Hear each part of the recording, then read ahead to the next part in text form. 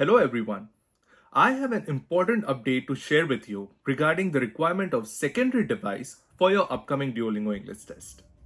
Now, in addition to your laptop, you will also require a phone or a tablet which will record your computer screen and keyboard throughout the test. So basically, you will be asked to keep your phone in the position that your screen and your keyboard is visible throughout the test.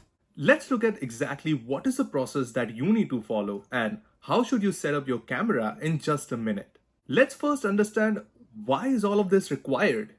There are lots of comments from students, specifically on my channel, with their complaints on getting invalidated with some reason which wasn't even true. DET's team have been working hard to make sure that they get the right view of the student, and also there is no form of cheating that's happening behind the scene. This additional recording will help them with more information and improve their decision making on basis of that. So hopefully less invalid results for students. Alright, so let me show you how can you set up your phone or tablet correctly and cautiously. I intentionally said cautiously because it's Duolingo English Test. And with new edition comes new rules. Now, what I mean by that is, let's say you're in the middle of the test and say your phone flips and falls down, or any notification pops up and your recording is disturbed because of that. You will be asked to reappear for the test. I know it sounds painful, but hey, that's why I'm here. So let's break this process down into 3 steps. Number 1, things you need on phone. Number 2, positioning your phone. And number 3, how to begin recording. Settings you need on your phone. So make sure that you activate the do not disturb mode on your phone. This mode will disable all type of notifications that pops up on your phone. Secondly, make sure that your phone is charged 100% and that it is also connected to the power cable.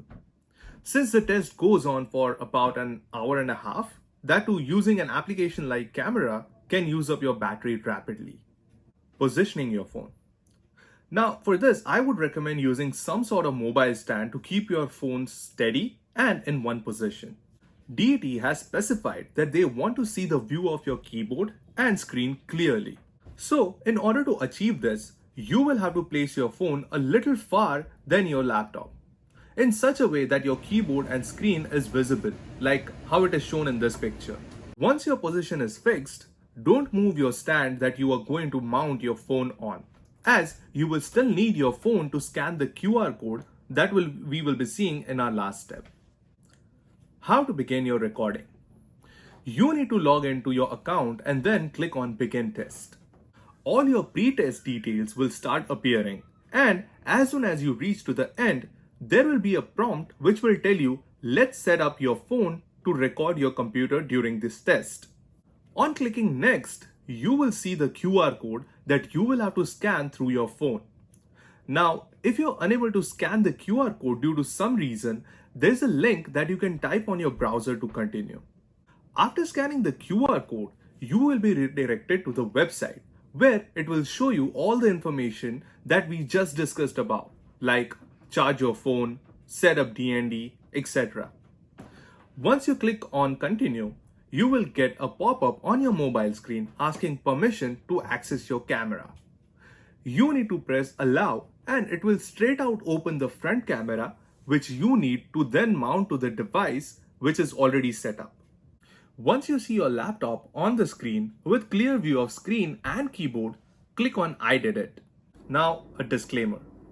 DET team has advised that if for some reason your phone falls flap down and your recording is disturbed, you need to quit the ongoing test and retake it. They mentioned that in most of the cases you won't have to repurchase the test and they'll let you reappear for it. But I'm pretty sure that if you follow the steps that I just highlighted above, you should not face any such situation during your test. So that's it from my side.